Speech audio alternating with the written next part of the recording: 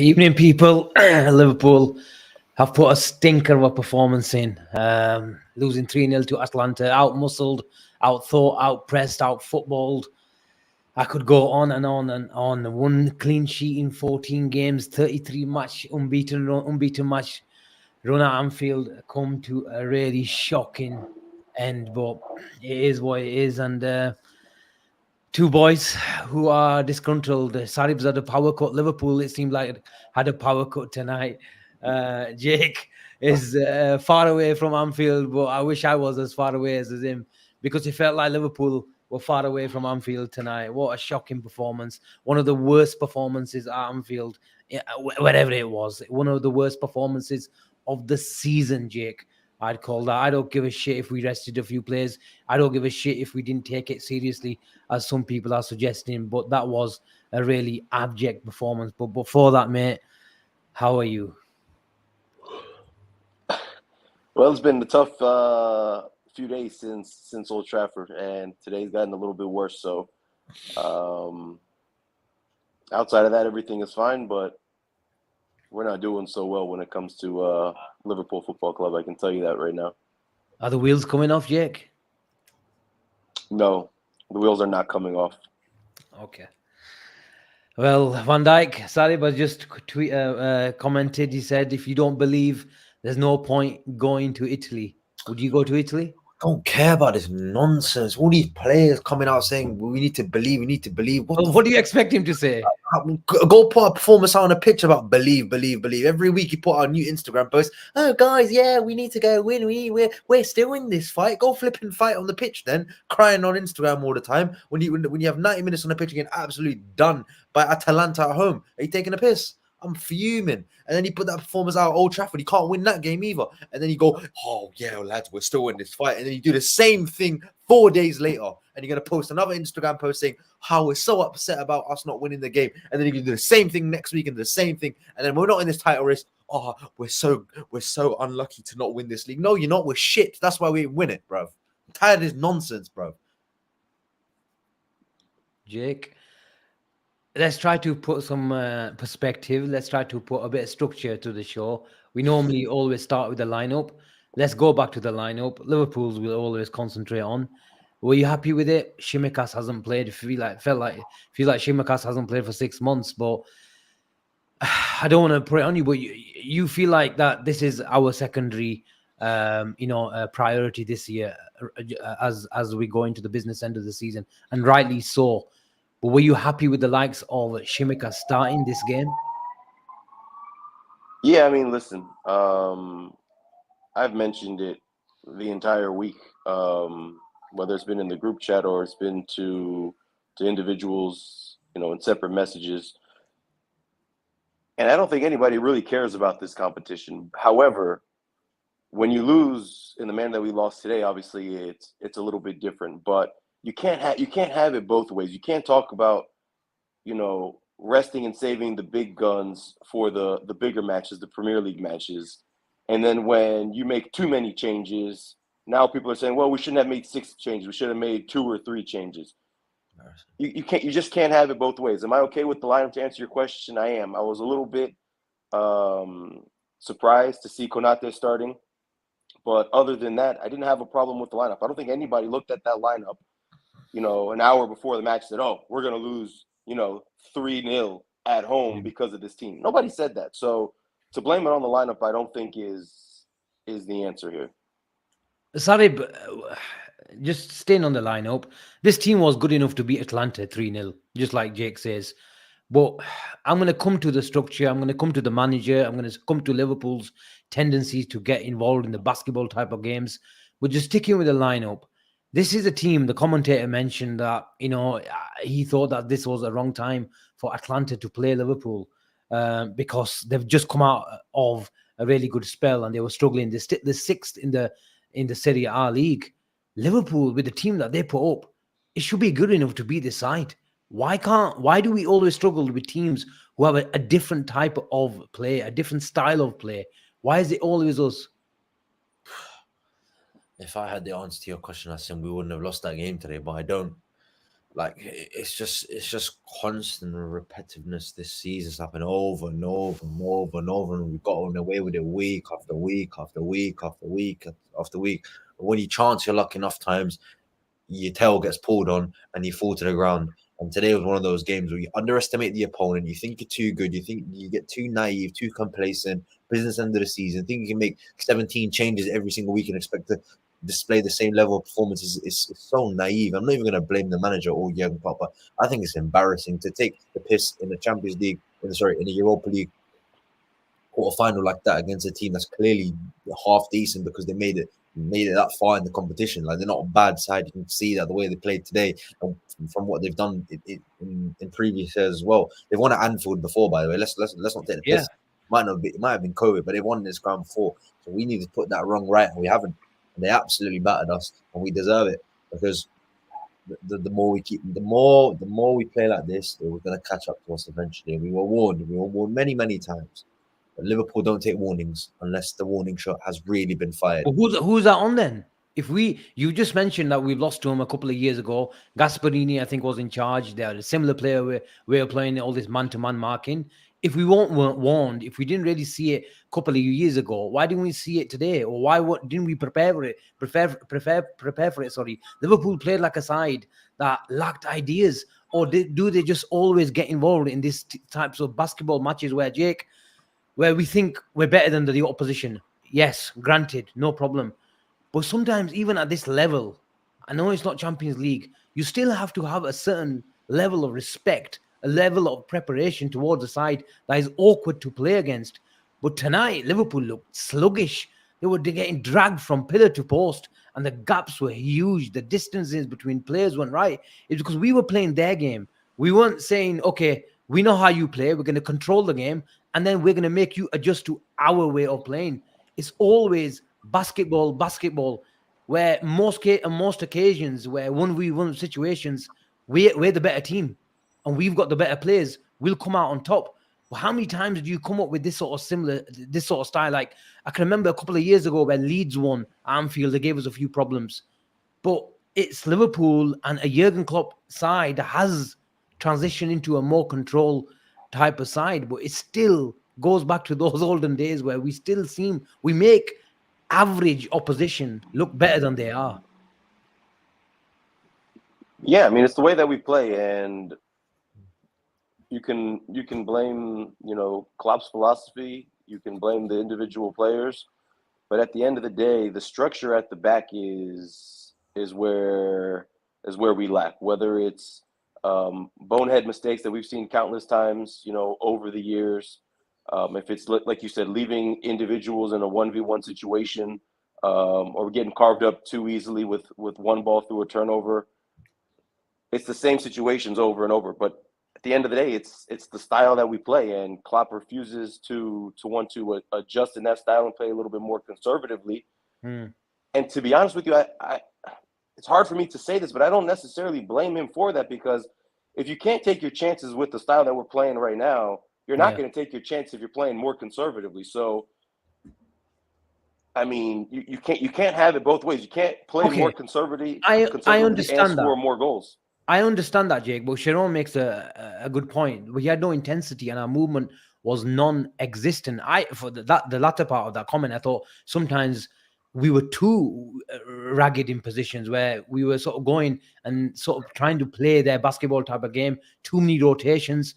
They knew exactly what was happening, and we were leaving gaps for the counter-attack. But in terms of intensity, Jake, if you're going to match and play and get involved in this sort of side, a style of play, then you have to make sure rule number one is you have to match them for intensity, and we didn't do that in the first half. So that is on the players, that is on the manager. And we should have been 1-0 down straight away again. How many times have we said that? Or albeit a brilliant Kelleher save. What is it with making these lackluster starts? I don't think anybody has an answer for that.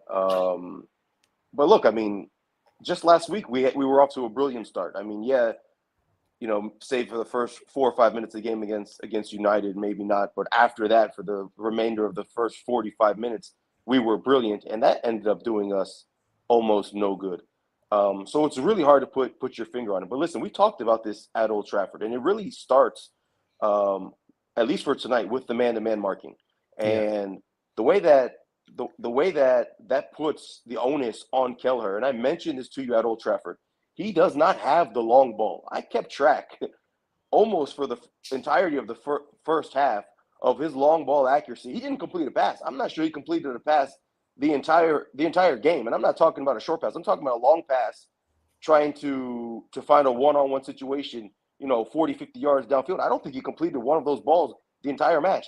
He doesn't have that in his locker. So it surprises me that teams aren't using this man-to-man marking more often, because we saw it, at least I saw it, earlier when Kelleher came into the starting lineup, that he wasn't able to make these passes, and teams haven't been man marking us. Now we see Atalanta do it, and our entire buildup is screwed from that point forward. Sarib, build-up was shocking. The patterns were shocking, non-existent. I think it was sort of summed up our build-up play when Szoboszlai was just hogging the ball, doing basically nothing for the third goal. And he's done that a couple of times. He did that a couple of times at Old Trafford as well, where he thinks the likes of Kanate and some other defenders are on his level, where he can just, move away from the ball, pop it off with his outside of the foot and make the ball go dead. But the defender's not ready for it, and it's all of a sudden a 1v1 situations. Szoboszlai was, for the first 15-20 minutes at Old Trafford, really sluggish. But today, if you're going to play, I keep on saying it, didn't we know exactly how Atalanta are going to come up against us and play at Anfield? We know what their style is. Is this 3-5-2, 3-4-1-2, 5-3-2-5, 2-3 formation, and they are forcing us to play their game, and we fell for it because we think we're better than them, which we are, but the intensity levels are not there. But if what you're going to do is you just need to make sure you control them. And in all fairness to Liverpool, I thought after about 10 minutes or so, we did control them for large parts of that first half after the madness of 5-10 minutes. And then just about 5 minutes before the half time, Sarib, there was another 5 minutes of madness as well. But you have to look at the manager as well, Sarib, where the structure, the system, the patterns weren't right. You have to control a football match, and then you let your quality shine through.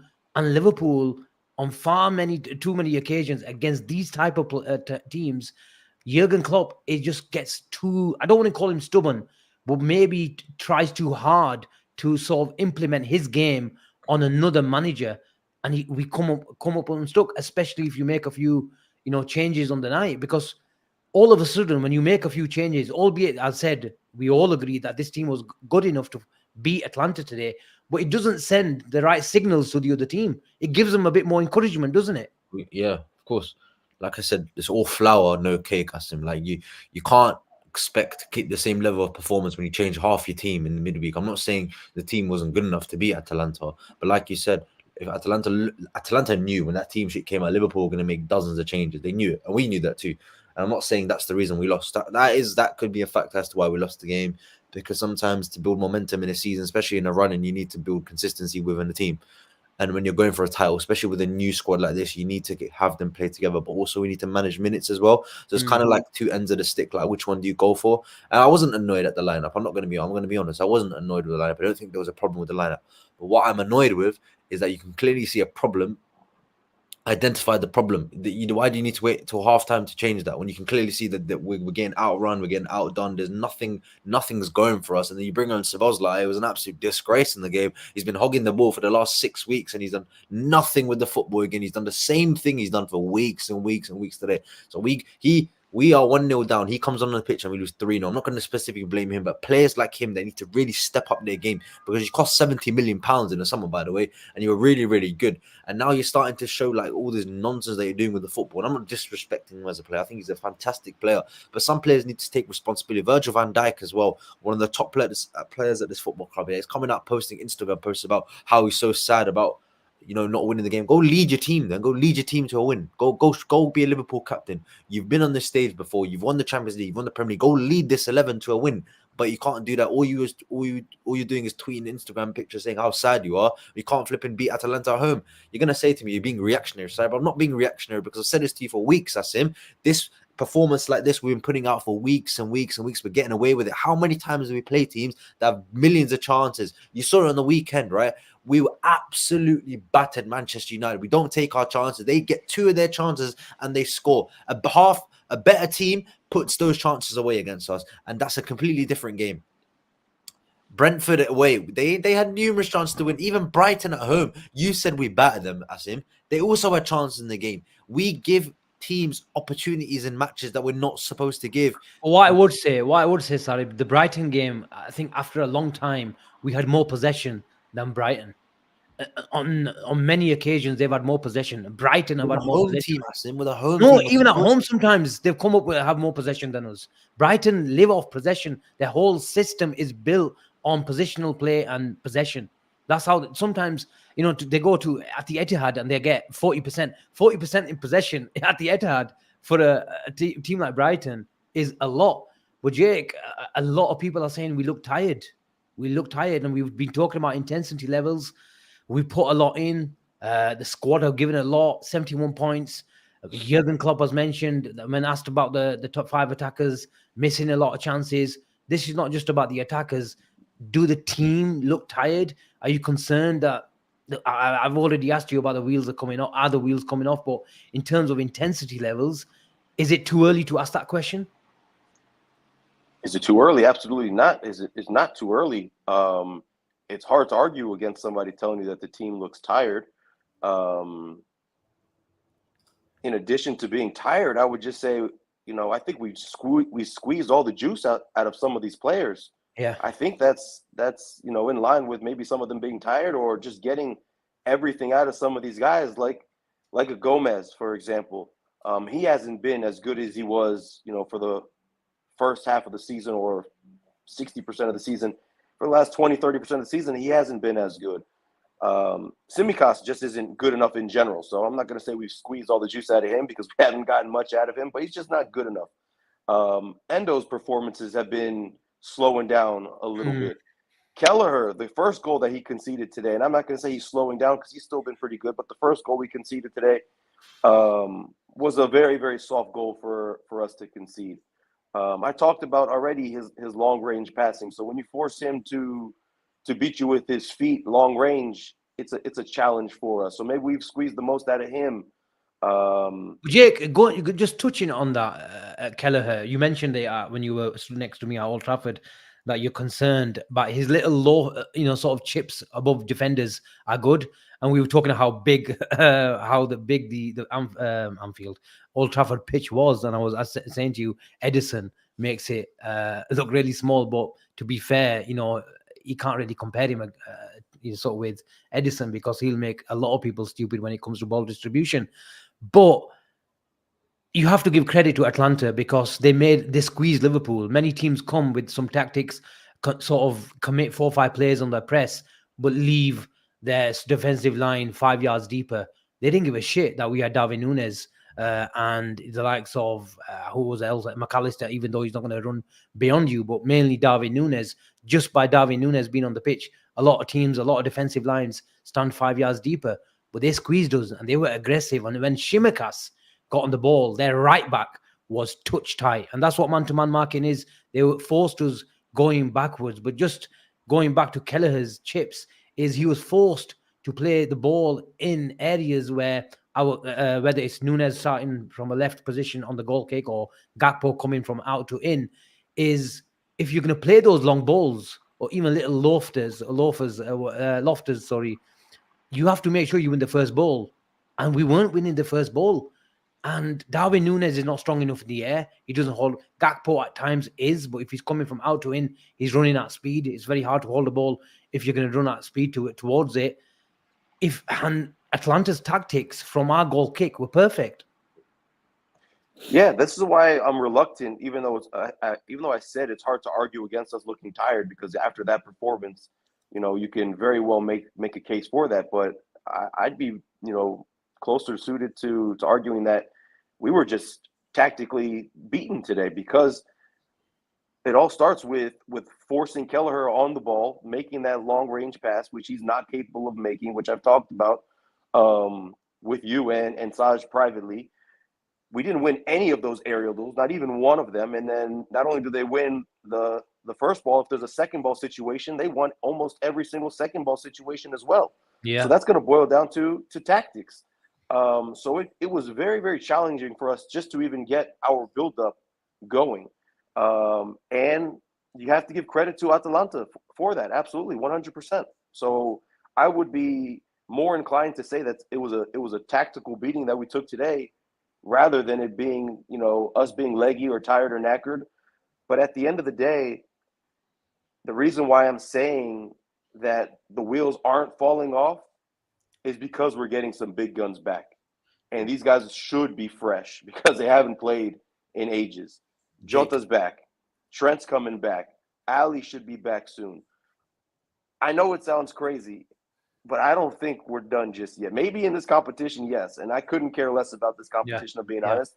But I don't think we're done just yet. Am I sitting here predicting that we're going to win the league? No, I've almost never predicted that we're going to win the league. But what I am saying is that we're not done. Don't say that in front of Chin. He's going to start calling you a City or an Arsenal fan. Don't say that in front of Chin. Don't say that in front of Chin. He's not going to let that one go. Not going to let that one go. But Jack, what I want to say to you is, like, how many times this season have we put a performance like that against Atalanta and we've relied on individual brilliance or get out of jail cards, little moments of flashes of brilliance that have got us out of jail? And today we didn't have that, and we looked really, really exposed. That's not going to change. That's not going to change. That's the way we play. It's the way we play every single game. That's the way we're going to play every single game moving forward. If we don't keep another clean sheet for the rest of the season, it wouldn't shock me one bit. I wouldn't be surprised, because that's the way that we play. Jake, isn't that on the manager? We all just agreed we're tired. We look tired. Yeah. And, we put a lot into this season. Then why aren't we controlling teams? Why aren't we controlling games better? Why are we going gung-ho all the time? If you want me to answer this question, I don't think you're going to like the answer. We're not good at playing that way. That's why. I don't think Klopp is confident in our ability to play that type of football. That's my answer. Sarib, are we not good enough to out-football teams? He's not wrong. He's not wrong. Can't we leave Gomez in deeper positions and fuck this right half space off like he was playing today? Why are you making him go into right half spaces? Joe Gomez, he does really well controlling the ball when he's facing it. When he's driving into space, I'm not too sure. When he's receiving it back to goal, I'm not too sure. And that's why he's popping up these positions where I know the crowd and the cop have stopped shouting, shoot. But he's still shooting from those positions because he picks the ball up. And if he can pick a pass, I can understand it. If he's got a shot on him, I can understand it. Well, in terms of structurally, it's putting us into really, really tight areas and exposing us, because on the other side, if you're going to leave him in the right half spaces tucked in, then you're going to have Shimikas, who didn't have the intensity all night first half. That's why he got hooked off. And if Robertson's going to come in and try to get, sort of a Robertson to bomb on and play that really aggressive, high energy role, then I just don't understand it. I really don't understand it, because in the first phase, Jake, there's a lack of stability. I've already mentioned it. I mentioned it on Twitter. I even mentioned it straight away. Even at Old Trafford, when you're leaving a young kid as good as he has been with just Van Dijk in the build-up, I believe Kwanzaa doesn't make that mistake. I said it. We had a bit of a discussion on it on Sunday. He doesn't need to come inside. If he comes inside, the easy ball is to the keeper. But we go forward. We've just all agreed that we're a front football team. And if there's an option on that right-hand side or the left-hand side for Van Dijk, we don't make that mistake.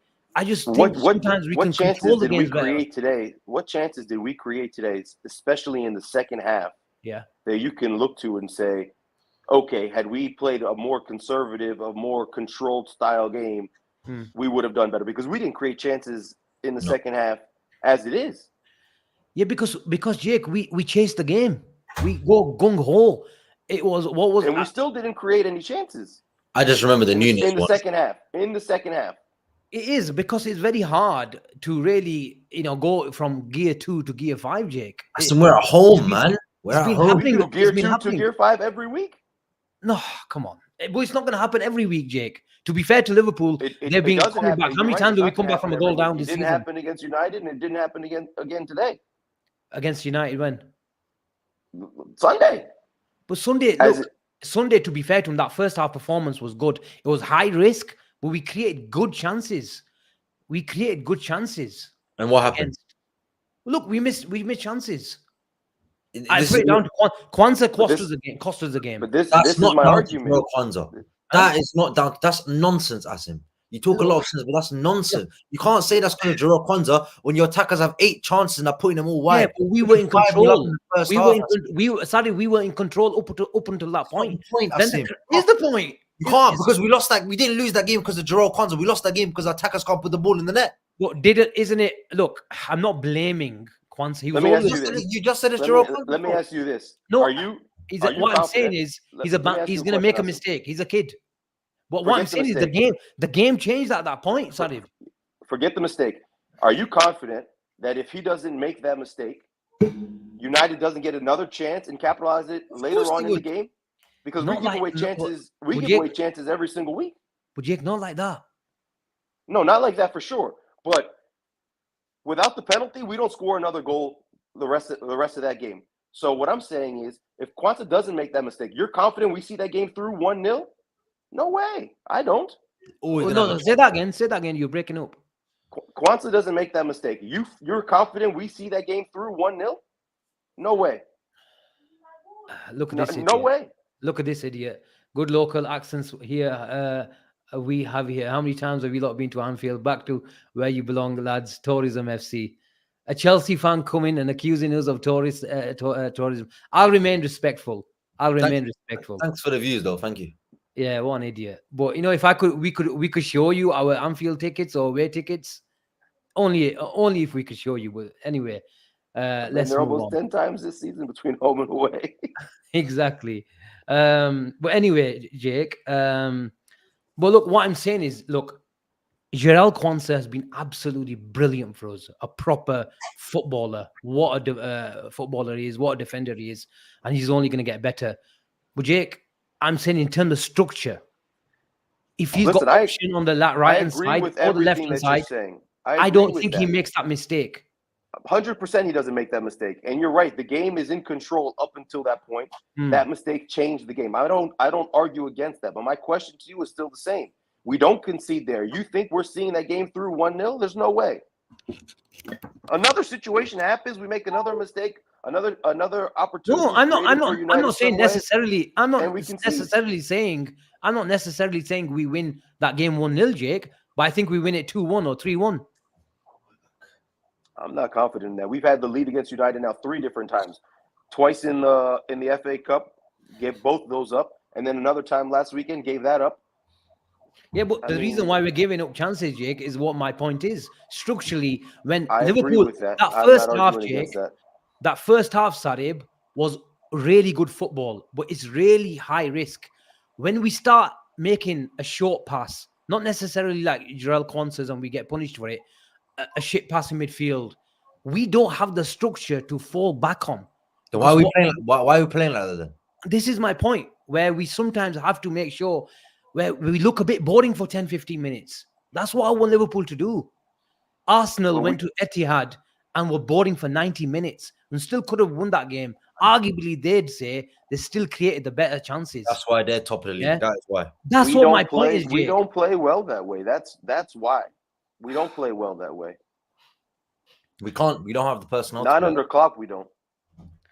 So, okay. But We anyway, have. we've If got Liverpool want to some, win a game, they have to blow a team away. They cannot sit behind the ball for 90 minutes and allow pressure, because these lot, they can't handle the pressure. We don't have the personnel to do it. First of all, second of all, I don't know. Jay says, Asim, I have to say you are wrong. Let me guess. Trent doesn't make mistakes. Who said Trent doesn't make mistakes? But Trent's role is completely different to someone like Jarell Kwanzaa. He's actually a vertical player. We've made him come inside, and he's the line breaker. And if you see at the end of more or less every game on average, Trent makes the most key passes. He makes the most progressive passes. We also loses the ball, but that's his role. You know, he's going to make high risk passes. but he's such a great passer of the ball. Over a season, he's going to give you a lot more goodness than badness, if those are two words. But I don't know. Look, I think Jake is right, Sarib. You have to control your emotion here. I'm with Jake here, where I think Liverpool and Klopp wanted a really big trip to Dublin, but at the end of the day, it could work out better for Liverpool. And what I mean is, in the second leg, we could put those kids out. And I know it's hard for fans to listen to that. That's but not going to main happen. priority, Jake, is the league. And That won't happen as far as. so you think Liverpool put their putting the first kids 11 out against Atlanta? But do you call today the first 11? It's going to be a team similar No. to what we put out there today. Is it going to be the absolute best 11 that we can put out there? It might be. It's going to be closer to your absolute best 11 than it is going to be 11 kids. I promise you that. Klopp's not giving up on this competition. But what you saw today is a culmination of two things. We give up chances every single week. This is the first time, maybe not the first time, but one of the rare occasions where the opponent punished us more times than missing their chances. In addition to that, you're seeing the attack, these individual players who are not in form. I'm going to name Gakpo, even though I thought he played well. He's probably our best performer in attack today. But obviously, he hasn't been in form. Nunez, way off form. Salah, way off form. You're seeing a culmination now of, both ends of the team, the defense and the attack, having a poor game. If we're going to do anything going forward, I've talked about this for the last week, this attack has to start firing. When you talk about the way that we play, if we're going to outscore teams, the forwards have to finish their chances. They at least have to start creating chances, because we didn't even do a good job of that today. But once we create them, we also have to finish them. If we're going to have any chance at winning this league, these players have to step up. It's going to fall on the forward line, because we're going to give up goals. I mentioned it just a few minutes ago. I wouldn't be shocked if we don't keep another clean sheet the rest of the season. And we can still win the league doing that. As crazy as that sounds, we can win every game 2-1, 3-1, 3-2, whatever have you. But that's not going to happen unless these forwards step up. And it's going to have to start with Jota banging, because I think he's coming back into the lineup, maybe can bring some freshness into our attack. It's going to have to be followed up with Salah improving his performances, because I've also talked about this. He hasn't been good for a while. Nunez also hasn't been good for a while. Gakpo hasn't been good for a while. At least 2 or 3 of these guys have to step up if we have any chance. You talk about Trent coming back. He can hopefully bring some juice to the attack. I don't think it's time to say that the wheels have fallen off and that the season is over. I have hope that these players can step it up. But, boy, there's no time left. It has to start on Sunday against Crystal Palace, because you drop there and 100% the season's over. The level for Darwin Núñez, Sarib, is the likes of Haaland, the likes of Harry Kane, the best strikers in the world. Liverpool fans believe that he has that ceiling. Many might disagree. He does divide opinion, even amongst the Liverpool fan base, but he does have a cultish type of following, and a big one as well. But 11% goal conversion rate, Sarib. Grace, absolutely. 11% goal conversion rate. When the commentator said that on commentary, I raised an eyebrow, and so did a few others. But that's shocking. Let's be honest. Guy's been here for nearly 2 years, Asim. 2 years. And when we're always coming on the show saying, when is the penny going to drop? Oh, it's finally dropped from. Look at Darwin Núñez. He's banging form. You got to play Darwin Núñez. He's this chaos guy. Can make so much chaos. So well and good making all this chaos. But if you can't put the simplest of chances away, Asim, what is the point of creating chaos? You create your own mess, and when you have to clean it up, you can't do it yourself. It doesn't make any sense. You're one-on-one with a keeper. You don't put it left. You don't put it right. You don't put it top corner. You don't put it left corner. You don't put it in the middle. You decide to put the shot wide, and he's done this over and over and over and over and over and over and over again. Then he scores 2 goals against Bournemouth, and we're all back on his hype train again. Oh, Núñez is amazing. Núñez is this. Núñez is that. Yeah, we know you can score goals. We know that. But when you're not doing a consistent base and they cost you points, as much as he's won us points, which is, I'll give him his flowers, because when someone does well, you give them their flowers, but also when someone does poorly, you have to critique them. And I'm going to critique him again today, because that Jones pass to Núñez, that should have hit the back of the net. And that should be 1-0 to Liverpool. But instead, I don't know what he's doing there. You just have to put the either side of the keeper, go around the keeper, do something. You need to be more composed in these positions. And we always come on the show and say Nunes is this, Nunes is that. He's got everything you want in a striker. He's got everything you want in a striker apart from putting the ball in the net. Asim. And that's a striker's job. And like, Jake? I know you're a big Nunes fan. I know Jake, you're a big Nunes fan. And I'm a big Nunes fan too. We're all big Nunes fans. But we have to look at the bigger picture now. If he doesn't start doing it, we have to start asking questions whether this is the guy to take us to a league title. Because who's doing it right now? Who's doing it? Nunez not doing it. Who's doing it? No one. But he doesn't do it at all for me, Jake. Like, he has these periods. None of them do it at all right now. No, but you look at the likes of Mo Salah. He's got so much weight on his shoulders every season to score all these goals for us. He's got some sort of something to bend back on. Like, he's done it year in, year out, year in, year out. Even this season, he's gonna score 30 goals. No good right now. Yeah, Salah's not been great. Absolutely, Salah was a disgrace today. He was a disgrace against United. He's not been good for weeks. But what he always gives you, Salah, he always leaves with a goal or something. He always contributes somewhere. The problem with Nunes, he's putting chances that Mo Salah would put away if he was in those positions.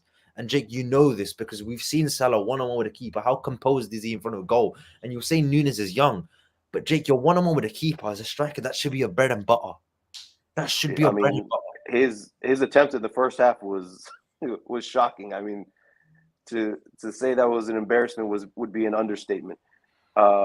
He's been very poor, and it wasn't just today. He's been very poor probably for the better part of the last month or so. So the chances, even though he had a big chance today, the chances aren't falling to him. They're not being created by him as much as they were, some weeks back. So his overall game, not just goal scoring, his overall game has fallen off at the wrong time here. But the problem is none of the forwards right now are in form. None of them. So you can't just pick and choose one of them. You got to call all of them out. And as I keep talking about, if we're going to win games, we're going to do so by outscoring teams. And if none of your forwards are in form, that's a major problem. And what you see is a culmination of all that, which is today, 0 goals and conceding 3. It's got to change fast. Asim, what's the best front 3 right now moving forward? Sunday. Who are you starting Sunday? Front 3. You know what? I knew you were going to ask me this, Jake. I knew you were going to ask me this. Who have we got? Palace. I think Palace are going to park a bus. I need Diogo Jota to have some minutes in his legs. I think we can afford to not carry him, but get him 60 minutes. Maybe that wasn't the plan, but what Jurgen Klopp has been saying over the last week, and I mentioned this to you today over WhatsApp, Jake, is I think the plan. Normally, if a player comes back or a group of players come back, so important to us, just like Ali and Trent and and Jota. You either give them some minutes and have an intense working sort of training routine for them, and they can come back in and be part of the team straight into the intensity of the games, or you give them a few under 21 games, just like we're doing with Bajcetic.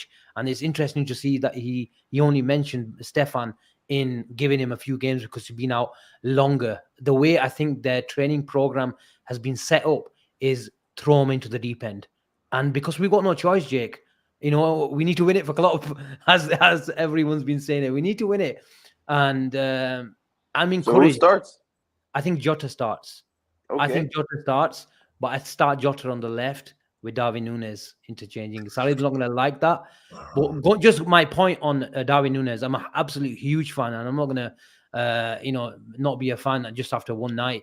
Any striker lives off confidence, especially someone like Darwin Núñez. But my problem with that finish tonight, Jake, is when it's not going right. I don't know. He scored that deflected goal. Was it against? Who was against? Off the keeper. Off the keeper. Who was it? Sarib? Sheffield, was it? Sheffield United. Oh, yeah. Sheffield United. And I know he got on the score sheet. But yeah, I'm generally his performances, his chance sort of situations haven't been, and maybe the opposition are doing something differently over the last month or so. I don't know. Maybe we just need to look at it in a greater detail. But tonight, when it's not happening, my problem with Darwin Núñez is you play the percentages. You open your body up and you go for the corner or far corner or the spaces, or even if you open your body up, your options open up as well, where you can sort of trick the keeper and go near post as well. But the moment you try to do that, and that's all instinctive, and sometimes he lacks a brain cell or two. He's mad. He's mad. Where we saw that goal against Brentford where he chipped the whole keeper, and Michael Owen was talking about it. I mentioned it a few 4 or 5 months ago, Jake, is where his finishing has to be either top corner in one part of the left-hand corner or the bottom corner, or it ends up on, that's why there's no coincidence he hits the post and the bar a lot, because he goes for, really low margins, or he has that moment like today where it ends up, a mile away from the goal or into row Z. He doesn't play the percentages for me enough, especially when you're not going. I don't mind those moments 2-3 times a season. With Darwin Núñez, it happens maybe once a game, where you just think, Anfield, where he has a bicycle kick from 50 yards, where we just become accustomed to it. It's a theme every week where Darwin Núñez has to do something Darwin Núñez like. So why are you starting him? Because what he gives us off the ball and in terms of structure. So Jake, I believe that we play better football where Darwin Núñez is in the pitch. He gives more space to the likes of Trent, who's coming back, to the likes of McAllister, to the likes of, even Curtis Jones. We have to have an option. We have to create those situations more. I don't believe Gakpo makes that run. I don't believe he makes that run. See, he's gonna bench our best attacker for the last 2 months for a guy that's missing chance. Who's our best attacker? At the moment, it's Diaz. Yeah. Oh, look at Diaz's output in front of goal. No. My bad. You don't drop Diaz. No, you don't drop Diaz. I will play Jota up top. My bad. That's what I was going to ask you. Why not play that? Yeah. That's my attack. I completely forgot about Diaz. My bad. I play Diaz. I'll play Jota, and I'll play Salah. And look, I just want to address a few comments. Sorry, Jake, I'll let you go. But there's a lot of comments saying love the difference in attitude between Gakpo and Darwin and Sarib agendas. Sarib, what's your problem with Darwin? Gakpo's not half as good and be such a big advocate for Cody Gakpo. I don't know how many times I'm going to have to answer this question for so many people, but it's getting embarrassing. I have said this for months and months and months. All I want is Cody Gakpo to be played in his correct position so I can make a fair assessment on his time at Liverpool. Even Jurgen Klopp, Asim, today or yesterday came out and said, I've been unfair on Cody Gakpo. I've tried to make him a midfield player when that's not fair, when it's not his job. So even Jurgen Klopp has come out and said to me, I've been throwing him around for no reason. He's not been able to build no consistency. Yeah. How is he going to perform? It's literally what I've been saying to you for months and months and months. as soon as I say it, Sarib, you're wrong. But now with the mighty Jurgen Klopp, now all of you are going to bow to his knees. If you don't play a player in this position, you throw him right wing, left wing, striker, centre midfield every single week, he's not going to build any consistency. All I've asked for is Luis Diaz was not in form. Gakpo's a left winger. You're playing a left winger in centre midfield. Put Gakpo as a left winger and see how he does. That's literally all I've said. And Asim, you go back on the shows. Jake, you can go back. Today he was picking up second striker positions. He started on paper at left wing, but because our left back was so high, all Gakpo's good work was in central areas. He drifted in the left-hand side. Though. No, he didn't drift. He didn't drift. He did. Of course, even from side positions, he was playing so central that at times, because we were trying to sort of negate their man-to-man marking, stretch him, for the first 10 minutes, Gomez was right back conventional. Then because we saw the man-to-man marking, we tried to sort of make how to confuse a man-to-man marking man-to-man marking system is you try to confuse them. Make them go into areas where they really can't go, and then our intensity, our one week quality comes through where we run off them, and they're all over the place because the shape isn't there. So when you saw Gakpo sometimes in number 10 areas, and same with who's playing on the right, on the left wing, who was it? Curtis Jones. They were interchanging. We were trying to confuse the system, but Liverpool weren't good enough. The quality, the indecision, the lack of ideas at times, it was just too predictable for Atalanta to negate our, ball distribution, and they were just broken us every single time. We've seen, I keep repeating, the likes of Leeds come to Anfield with a man-to-man system where they're just running through us. That third goal, we've seen so many teams like that who play this system run and sort of overload us with players running them from deep, and we just couldn't cope. We could not cope. So that's why my sort of qualms were about a lack of control, where we're playing into their hands. But going back to Gakpo, Sarib, is the reason why he hasn't been playing, and we've discussed it many times, where he doesn't hold width like someone like Luis Diaz. Luis Diaz has been playing like a conventional touchline winger for the last month. He's never going to give you that, Asim. He's never going to give you that, Cody Gakpo. It's a completely different dynamic of football. So how do you expect Salah and Gakpo to play in the same team? Because it's worked last season. We saw a front three of Gakpo, Nunes, and Salah. The interchange of Nunes and Gakpo works beautifully. And Well, you know why it worked. Oh yeah, you know why it worked. Yeah, because we didn't have creative midfielders. So Gakpo. There you go. He was playing a false nine in that position. But no, it was the interchange between Nunes and Gakpo. What about that goal he scored against Manchester United? Where did that come from? The left-hand side. Gakpo started on the left-hand side. Robertson played him in behind. Gakpo chopped in on his right-hand side and put the ball in the bottom corner. You're telling me he can't do that now with more creativity behind him when he doesn't need to do the dog work the other way, when he's got players distributing on the big day, he doesn't have it enough going that way. How? You've not seen it though. How can you say if you've not seen it? Well, that you have to say, look, the manager hasn't seen it on the training field. In the last 2-3 weeks, I like his attitude when he comes off the bench at was it at Old Trafford? It was not there. It wasn't against Sheffield United. Yes. When he came off the bench, it was an angry Gakpo. And when things are not going work, sorry. He looks hungry. Even today, he was running. I've never seen this before. Him tracking back, winning the balls back, starting. And I like that. That's all I've wanted from him, and it just helps me. Like finally, the guy is getting games, and he's showing guys what he can really, really do. And that's all I've said. I don't want to make this a Cody Gakpo show, but all I've said to you, if he plays shit and he's starting as a left winger, I will hold my hands up and say, you know what, I'm the biggest schmuck on the face of this earth. But because I've not seen it from the left-hand side, and he's a left winger, and he's been thrown around to centre midfield, striker, right wing, how the hell can I say, oh, he won't be good, when I've not seen it enough to make a judgment? All I've said is let me see it, let us see it, then we can fairly assess it. That's literally all I've said. Do you start him at the weekend? Is your best 11 Gakpo, Jota, and Salah? No, I think Luis Diaz is too good in form, and I said this on 2 shows ago. I said this: Luis Diaz is too good in form at the moment that Cody Gakpo can't get in this team. And the only reason why I was saying Gakpo should get a start is because Diaz's form pre-2024 wasn't great. And you can go back and watch all these shows. That's it. That's all I've said. Okay, it's going to be very, very difficult for Gakpo to get into this team as a left winger now. Very, very difficult. Jake, you want to add something to that before we move on? No, I think that's the front three that should start on Sunday, and we just have to hope that something changes. We've been mentioning, you mentioned, Jake, that it's a good time for the big boys to return. The likes of Trent, the likes of Ali's coming back soon. Just in the last couple of days, Kwanzaa makes a mistake, Kelleher mistake. Is it the perfect timing that the big dogs are coming back? I think the perfect timing would have been last Sunday. But this is the next best timing, then yes. I know it's hard after what we just witnessed to foresee this team winning 7 in a row. And it's even hard for me to forecast that or to predict that. But the players that we have back are monsters. These are huge players. And I've talked about this also. You can't just assume these guys are going to walk into form. So that's the biggest question that I have. Are these guys going to be able to hit the ground running? Because there's no time to waste. If the answer is yes, we have a chance. If the answer is no, we probably don't have a chance.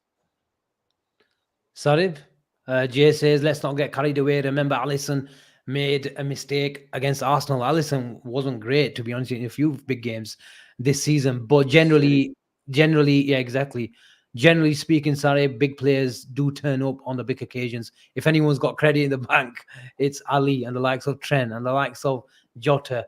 Jota looked lively, especially after sort of 5 seconds he was in on the right-hand side. I think he got a free kick when he's running into the box. But do you fancy him starting against Palace? Do you think he starts, Sarib? Has he got enough minutes in the legs? We've been watching him train for the last 3-4 weeks, albeit alone. But the repercussions I'm concerned about. Jake said these guys are monsters. monsters in terms of What mentality. repercussions are you afraid of? You have nothing to lose Sure. at this point. No, Jake, because at the end of the day, we're joint top of the league. Surely you've got something to lose. We're not joint top. We're second. Joint on. top on But points. what are you afraid of? It's fucking delusion, man. Why my question is do we get affected by it tonight? Albeit it is a Europa League game, Jake, but it's 3-0 against Atalanta, lying sixth in the Serie A. Surely it affects some people, doesn't it? I honestly I don't even know. There's nothing to lose at this point. Where the forward line is, it's not one day. This forward line has not been in form for a little while now, and we've been getting by. And after tonight's performance, with there being no margin for error whatsoever, you have to put the best front three together that you can. And in my opinion, Jota has to be part of that. But Jake, how do you say we've got nothing to lose this season? What I mean by that is, and I'm trying to understand what you mean. Are you I was saying only a couple of days ago we were favorites for the league. Not my words, not your words. Opta, you're a big man in science. I know you course my science, but you like your stats.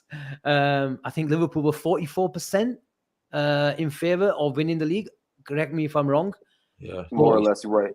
44%. Yeah, 44%. Surely we've got something to lose. But are you afraid he's going to get hurt? Or are you afraid he's not going to be in form? What are you concerned about? No. The team in general. Are they going to be affected by tonight's performance going into the next 7-8 games into the league? Oh, that's not what I understood. Does tonight affect us? No. If you say no, come on. Tonight doesn't affect us. No, I don't buy into that. Number one, but number two, that's the question doesn't go along with the question that you asked. I mean,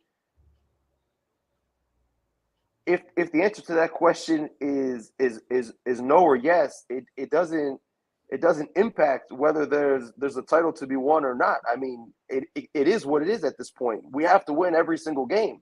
So surely if it's affecting you tonight, it's affecting you. The lower averages says it's going to affect us going to the game, and we might pull it out another stinker on Sunday. Is it Sunday? Yeah, against Palace. We're not going into the next game in the right frame of mind. Jake, if I told you last week of Man United away and Atalanta at home, we're going to get 0, we're going to get no wins, and we're going to lose, we're going to get battered by Atalanta. And I told you last week, you'd have called me stupid, you'd have put a gun to my head. But now we sit here a week later, and now we're having a different conversation. It's the story of Liverpool.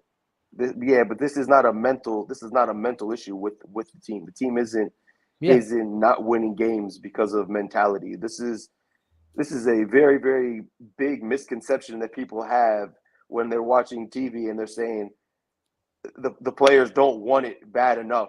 This is not the issue that we have. It's not about a desire to win. That's lacking. What is it? What is it? We got beat tactically today. That's it. It happens. You lose. If you think that this performance is going to carry over to Sunday, I promise you that. So I'm not sitting here telling you you're going to beat Palace 5-0 at home. It might be a 2-1 win because that's the way that we play games. Yeah. But if we drop on Sunday, it's not going to be a mentality issue. It's because we're not in form, and we're not in form right now. But we're not dropping on Sunday. This performance isn't going to have an impact mentally on Sunday. I can promise you that. That doesn't concern me. Is there something to lose? Yes. To answer that question, absolutely there's something to lose. There's a league to be lost here. I understand that. Of course. So that's not what I understood originally. I thought you were concerned, let's not play Jota because we might re-injure him. That's why I say there's nothing to lose here. You got to play him. Yeah. Sarib, you're a lot more concerned than Jake, it's fair to say. Been concerned all season, mate, but I've been called stupid for it. I've been saying, "Oh, don't worry, we're going to do a mad one. We're going to do this and that." And I've been only. We are going to do a mad one. Nobody said this is going to be easy, Sarib. Yeah. Nobody said it's going to be easy. When I was trying to be conservative, everyone was throwing glass at me, throwing shade at me, throwing nails and pieces of paper and paper airplanes, whatever they could find, throwing in my face. And look, I don't want to be right, but I'm literally right. I'm literally telling you, it's coming to. Jake says it's not a mental thing, and it might not be the case. But you can also make a case for it to be as well, because We have not been battered like that this season. It's just not We're happening. not the best team in the league, okay? We can start with that. Does that mean that we're not going to Don't win the say league? that, No, Jake. Don't say that, because doesn't mean but we're not the best team in the league. When I say it, it's wrong, Sarib. Sarib, you're so wrong. Who is the best team in the league, Jake? Manchester City is the best team in the league. No, they're not, but they're not. Oh, They are. So well, we've got three different answers here. Sarib thinks Arsenal are the best team in the league. I mean, Arsenal are not winning the league. We can forget about Arsenal right now. I'm not having another Arsenal debate because I'm not an Arsenal fan. I'm not speaking about Arsenal. I don't give a shit about Arsenal. Liverpool. But listen, the wheels are not falling off. We have the big guns that are returning. We're going to continue playing the way that we play because that's the way that we play. We're going to continue conceding chances because that's the way that we play. We just have to hope that with the big guns coming back and this run of fixtures that are coming in very quick succession, that we now have the depth to get through it. That's it. We win 7 games, we win the league. That's it. It's that simple. We don't win 7 games, we won't win the league. Do I think we're going to do it? I probably would lean towards no. But I'm not going to sit here and say that we're absolutely out of it. It's possible. If we drop points the remainder of the season, it's going to be 1 game. So this title run is going to come down to 1 game. I don't know which game it is. Could be Spurs at home, could be Fulham away, could be West Ham away because that's the 3rd game in 6 days as of right now. So that's going to be a tough game. It could be Villa away. I don't know which game it's going to be. Have to go it's to going to come down to 1 Jake. game. Everton as well. Sarib, we've got 7 games, Sarib. How many games are Liverpool winning? 5. No, stop it. 5. How many losses? We win 5 games. We don't even sniff. No, we're not. Liverpool's not. I have Liverpool, Arsenal, Man City. They're not going to lose any. 2 draws. Where are we drawing? Goodison. I think we're going to start there. I think we're gonna. It's going to be one of those games where we're just going to miss chance of a chance of a chance. We're going to go 1-0 up, and then they're going to somehow bag an equalizer. The fans will be up for it as well. And I'll say Fulham away. I think we win the rest. I think we win the rest. So it's back-to-back draws. So we win at home to Tottenham, and we win at away to Villa. Yeah. But the league is over in 3 weeks if you draw after Palace. We beat West Ham as well. Yeah. Doesn't matter what you do after that. Look, even the comments. If we don't get a big injury, agree with me as well. If we don't get an injury from now till the end of the season, I think Liverpool win all 7 games. Let's hope we don't have an injury between now and Sunday. Let's start with that first. No, we're all right. We haven't had one for a week. We're all right. This misconception that if Liverpool win all their games, they win the league. It's not true because Arsenal are ahead of us. If Arsenal win all the games, they win Arsenal are dropping points. If we win all our games, Arsenal. It's not we true. win all our games. We win. You think Arsenal are going to win the 7 games as well? I said this on the last show. I think Arsenal win the rest of their games this season. I think they win every single game in the league this season. No way. Absolutely no way. I think they win every single game this season. Impossible. It's not impossible. It's impossible. It was 0% chance that happens. Write that down right now. Why is there 0% Because they're not good enough to win all of those games. That's how many points have Arsenal dropped in the league this year? 1 less than we have, or no, the same amount that we have. They dropped 2. There's a way to Man City. They won everything else. They won every single game. So why is that so crazy? What are you talking about? 2024, Arsenal dropped 2 points, and that was last week. About 2024. Yeah, 2 points they've dropped this year. They've conceded 4 league goals. I don't know if that statistic is true or not. I have no idea. They've won every single game apart from Man City away in 2024. You know, if Arsenal win the 7 games, I think that would mean they'd the last 7 games. They'd go on to win the last 17 of the 18 remaining games. And you think they can do that? They're very, very possible of doing it. They're very capable of doing so. And I'm not saying we are capable of winning 7 games in a row as well, Asim. I just don't think we have that in us this year. I just think there's something that's holding us back. Like we said at the start of the season, this was a rebuild season and expectations change within the season. But I just don't think we are of the quality of Arsenal and Man City. So Arsenal win all 7. How many do City win? All 7? No, I think they have 6 and a draw as well. I think we're going to finish. I think we're going to finish third. I wouldn't be surprised if we finish third, but I have Arsenal first, Man City second, Liverpool third. That's what I have this season. I said it I'm last week. basing this off our. That's not why I don't want that to happen. I'm basing off what the performance we've put out and the form we're in at the moment. It's an accumulation of both that I've seen across the season. And Man City can turn it on like this, and Arsenal are just on this upward spiral, and they're going to keep going, keep going, keep going. The general form of Liverpool has been good, Sarib. What do you mean? In terms of our play, the problem is that it's been over the last month or so is not putting the ball back in the net. And now you're going to tell me that's part of football and everything. We're getting into those situations. Well, this is why I said last week, Diogo Jota is critical for me. Like if you keep him fit and he has a purple patch, and we don't have any injuries from up until now until the end of the season, I think we win the league. And maybe that's asking for too much, but I hope so. I don't think it is. I hope so. I think Jota is more than well and capable. The way the training program has gone, I think the coaching staff have realized that they can't give them a couple of games just to get up to sort of the pace of things. We just don't have the time. And that's why we probably provided them a bit more training time. I think the manager, like I said, has touched on it, and Trent and the likes of Jota. And let's not forget, Trent obviously is going to play that role coming inside, but the quality of pass, the weight of pass, we at Old Trafford were missing chances. We have to sort of give the guys a bit of shit who's providing the pass as well, not the guy who's just shooting. The weight of pass, the quality of pass, the Salah shot, the Bradley shot wasn't good enough, so he had to go with his left foot rather than a right foot. Someone like Trent playing that pass alongside McAllister helps us. And this amount of tweets I saw that Trent doesn't get into this team anymore because he can't defend. Bradley's it's a load of nonsense. This is a generational footballer, a complete footballer, one of the best complete footballers in the Premier League and in world football. That's how highly he's rated. And rightly Who's your starting left back when Trent starts at right back? Sorry?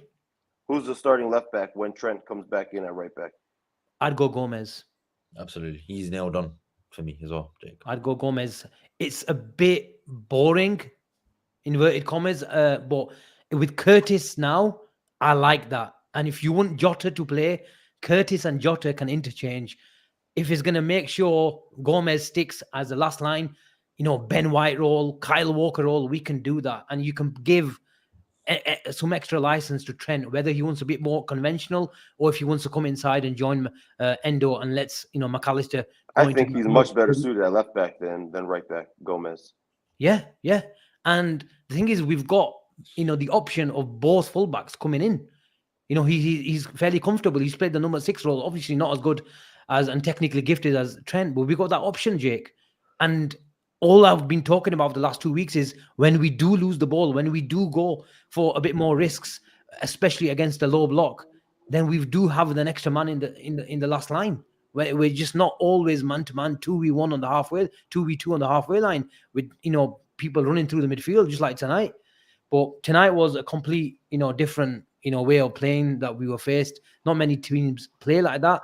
But I just feel like Liverpool, maybe a lack of respect. Showing a lack of respect is too harsh, but it's a bit too stubborn where we don't sometimes, I don't know, lack of respect, but maybe I should, where we don't play for their style of play, where these guys they can hurt us, where we just need to negate their, what they want to do, and then the quality shines through. That's why control the game, pass it, and then let the ball do the work rather than all these rotations. Control chaos, what we've been talking about all season, where it's just too gung-ho at times. And Jake and Asim, that's why I have a lot of respect for. I'm not even trying to use Arsenal as an example, but that's why I have a real respect for what Mikel Arteta is doing with Arsenal this season, because he knows his team are still very, very good. He knows that in the last couple of years they've gone to Etihad and they've been spanked around. He knows that they've gone to Anfield in the last couple of years, they've been spanked around. He's stabilized that now. He's come to Anfield and could easily left with 3 points. And at Etihad, he realized I can't go there and win. So what I'm going to sit back the whole game because I trust my defense, this defense that I've built, and I'm going to hit them on a counter attack. And if we nick a goal, that's absolutely fine. But I'm going to go there, shut up shop, and we're going to leave with a point. And look what happened. Last season, they were losing 4-1 there. The season before, they're losing 5-0. Now they're coming here getting a 0-0 result. And that's progression. And Asim was speaking about it. There's a lot of people have criticized them, and I'd be very, very happy if Liverpool do that, because sometimes you have to respect your opponent. Our record at the Etihad is not great as well, Jake. We haven't won in the league since 2015. It's been a very, very long time, And when you're in these title races, it sometimes comes down to taking points of the teams in and around you, like the Cities. And our record against Man City and Arsenal this season is not very, very good, and Arsenal's is the best. Hence why they are leading the league at the moment, and we aren't. And sometimes it just boils down to these little things and these little moments where you think, oh, what if that? What if that? What if that? And whose record is good at the Etihad? No one's, but it's like show some sort of progression, because even this season when we went to the Etihad, Asim, we were not very good. I think we're very fortunate to leave with a point. City were miles. Sober City at Anfield. Oh yeah, absolutely. You go to big grounds, you're going to suffer. Absolutely. See, and that's down to our finishing again. And that's another game we're going to look at the end of the season if we don't win the league. Arsenal parked a bus to get a point. They got a result. Yeah, but I've praised them for it. But they had to completely change their way of playing. Sometimes you have to do that, and that's why the quality of City. But we've been we've just spent an hour criticizing Liverpool for sometimes just shut up shop. But when a team does it, we're not giving them the same credit. Like, that's what I'm saying to you, Asim. Sometimes we have to respect the opponent and understand the situation we are in. And that's why I really respect. I agree with that. And we did that. We did that at City really, really well. We did that. Look, we do show City respect, and they show us respect as well, even at Etihad, where they don't go completely gung ho. With Liverpool probably don't have the players. We've been talking about Liverpool don't have the players to play this controlled, possession type of football. Although we do have the footballers like Trent and McAllister, but likes of Trent and Szoboszlai are vertical, direct players. Oh yeah. You know, how many times have we seen Guardiola go absolutely apeshit at someone like, Kevin De Bruyne for just being a bit too direct, because he does have that, directness in him. But just before we carry on, Dexter Bakers is trolling us. Nunes. I don't know who he supports, but it's a super chat. We have to read it out. But going back to, the £3, mate, by the way. Thanks. Thank you very much. But Jake, we can't play that sort of type of game, in all fairness, where Arsenal have got a lot better structure, probably a lot more physicality in their players. Where we this can't. Is what I was telling you earlier. You're asking to play this type of football. I don't think we can. No. That was my no. answer. What I'm saying is, we can't pack a bus like Arsenal. Like Arsenal. Well, that we definitely can. Arsenal got more versatility. Do that. Arsenal got more versatility than us, no doubt. But Jake, surely we can play football. We're good enough to out football teams. I believe that, but you don't agree. I didn't say that. Now you're taking what I said and you're jumping to a whole nother conclusion. I don't think Klopp wants to play that style of football as his base style of football. I don't think he's comfortable playing that way. That's a difference. In general, you're saying the manager won't do it, but before you were saying we can't play that style. Yeah, because there's a difference. There is a difference, but it goes hand in hand. If you don't practice playing that style of football, you can't just implement it on game day. Yeah, he's right. That has to be coached. This isn't Sunday league football. You don't just show up on Sunday and kick the ball around and play. There's a whole tactical sessions going on throughout the entire week that you implement on game day. If you don't practice that type of football, you can't play that way when it comes game time. We don't practice that style of football. And that's where I lie with Klopp, because tactically, Pep Guardiola and Mikel Arteta are miles better than Jurgen Klopp. They're very adaptable coaches. Jurgen Klopp is not very adaptable. He always seems to play the same way. No matter I don't think that's a fair argument. Why?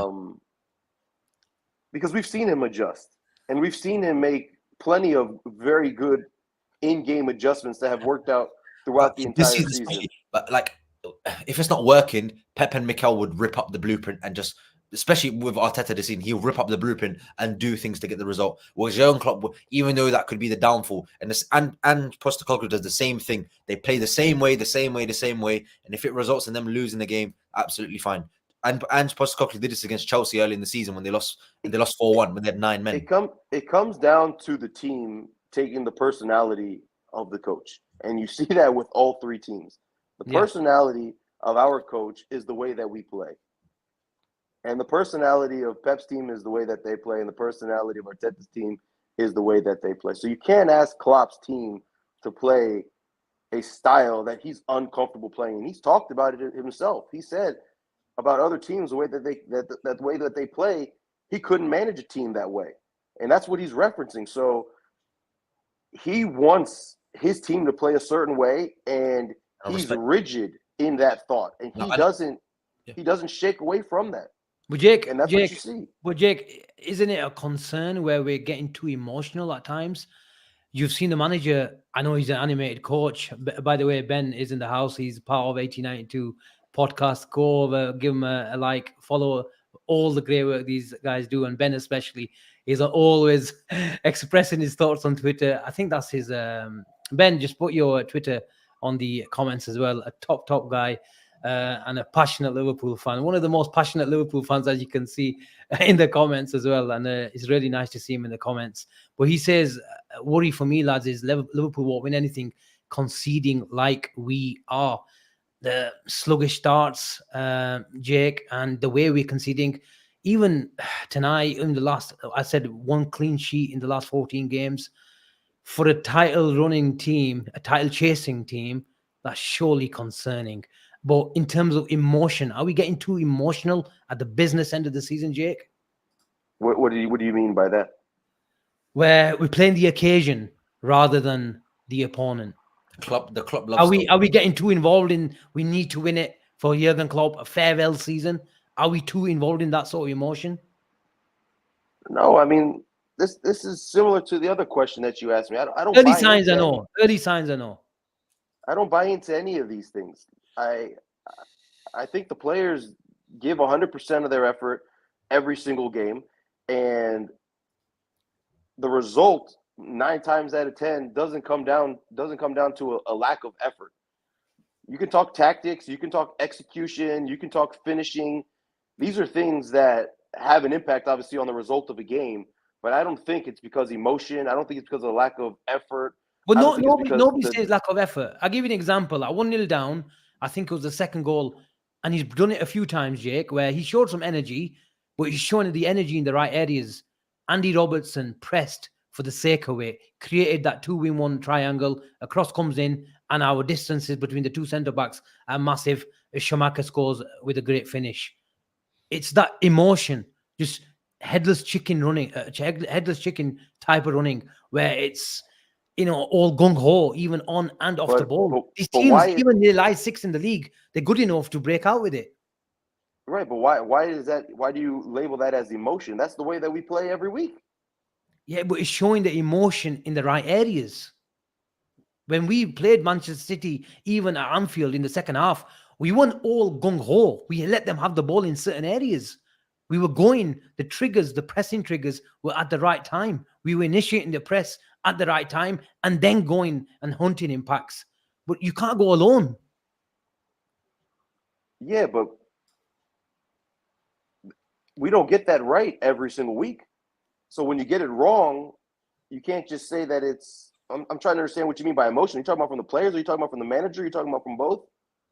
Just a bit of everything. A bit of everything. Even 2-3 weeks ago, I think the manager said – and in a press conference, and he even during a game, he turned to the cop and said, "Calm the fuck down." When we sometimes go backwards, I think we were losing against, I can't remember who it was, which has been a while. Too many times we find ourselves 1-0 down, even at Anfield.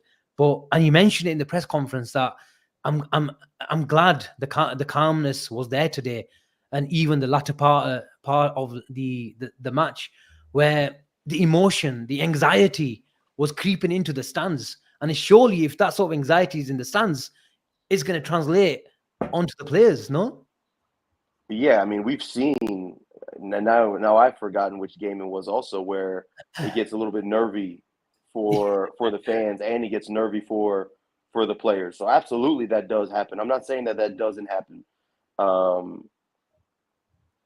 I don't think it's an emotional thing on the pitch. But Gucci Dope is saying nothing to do with emotion. It's poor decision making. But don't you think there's a sort of connection there where if you're playing with too much emotion, you're trying too hard, the passes are not there, it's either too quick, the weight of passes is not there, it's poor decision making, indecision. Aren't they all related, Jake? Yeah, listen. In that sense, I could understand why you say that, but it all falls back to the same thing. That's the way that we play.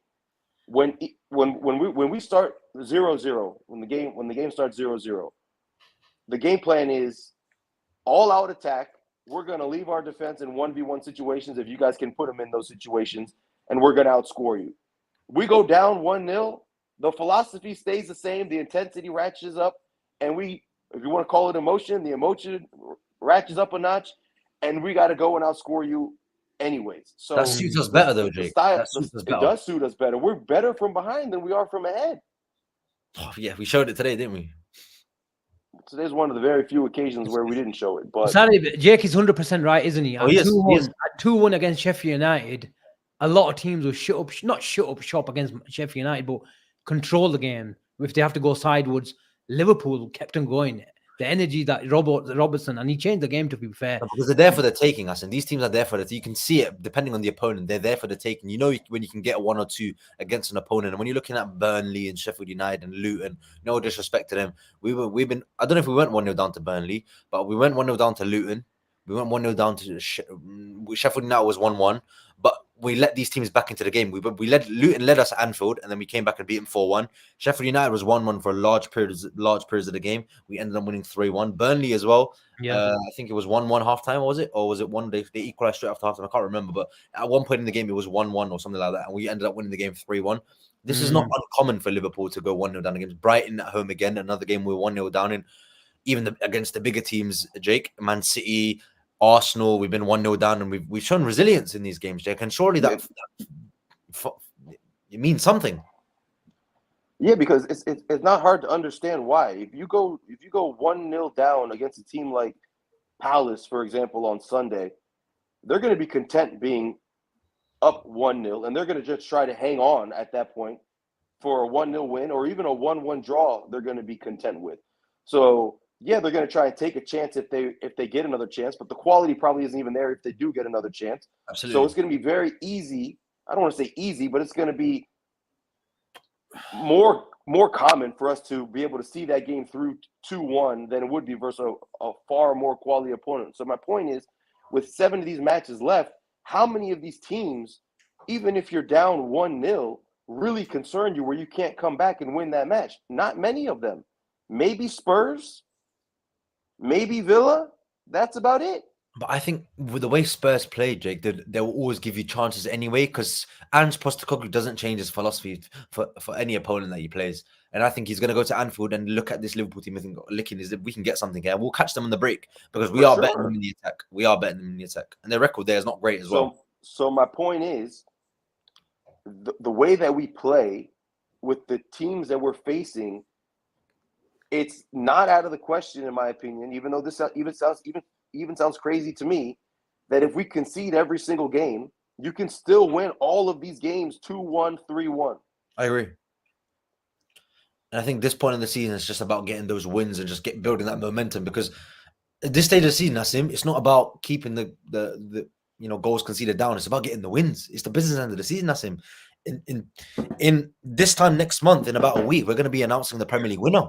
So by this time, we could be either 1 week away from the Wolves game thinking, yeah, we're in this and we're going to win the league, or we're going to be sitting in a month's time thinking, we fucked it. We absolutely fucked it with all those draws that we had. But did we really? Because who saw us in this position to start the season? But expectations change within a season, Jake. Expectations change within the season. But yes, the expectations have changed. But how much better are we now than we expected? We're better than we expected, but if you're not good enough to win the league, it shows over the course of 38 games. So whether that's, not winning the league by 1 point or not winning the league by 10 points, at the end of the day, you're not good enough to win the league. But we are not to know that yet, because all the games haven't been played. I think we'll have a fair judgment over that in the next couple of weeks. Fair, but if you don't win the league, you don't win the league. Absolutely, but we don't know. You're not good enough. We don't know that yet. I think you guys are not rating the quality and the adaptability of our players. Last year we were absolutely shite, and with about 12 games to go, we changed the whole system, and it had its flaws, no doubt about that. Sitting here, we got a chance to win the league. No, in terms of you guys are saying we don't have the players, we can't play, we can't adjust. I didn't say that. You said we can't play this way. Well, sitting behind the ball, no, we can't play like that. I don't expect Liverpool to sit behind the ball. I'm not saying we shouldn't be sitting behind the ball against someone like Palace. No, even Arsenal don't do that. They dominate with the ball. But in terms of the structural changes, this is what I want Jurgen Klopp to do. Give us a bit more stability, something to fall back on when it's not quite right. When the second balls are being lost, there's an extra man in defense. It's the structural changes that we can make that are not that difficult to make. We've done it. We've played with a lot more, stable build-ups. I think against Aston Villa, we had 4 in the last line that day when they were really aggressive with 2 strikers. I think it was Musa Diaby and Watkins that day with 2 strikers. We played with 4. And then because we knew the gaps were down the side, we made those adjustments. Why can't we make them again? That's my thing. It's naivety to me. It's being naive. I agree with that. I don't want you to think that we can't play that way at all. I'm not suggesting that we can't play that way at all. We can, and we've proven that we can play that way at times. What I'm saying is I don't think we can play that way consistently in the situations that you want them to play that way and for it to have the results that you're expecting. That's what I'm saying. Yeah. Ben says the ticket price a crap filtered down. Maybe that had an effect on the fans, especially because the atmosphere was shite tonight. Let's be honest, the fans weren't normal tonight, as he says, in the ground, and then the players fucking flapped it. And that's another way of looking at it. But there weren't any flags. There were a few comments in the comment section saying, where were the flags in the Kop? There was a statement from the Spirit of Shankly. It was a formal type of protest, if you want to call it, from the Kop by not bringing their flags. It was their way of expressing themselves in response to their club increasing the ticket sales by 2%.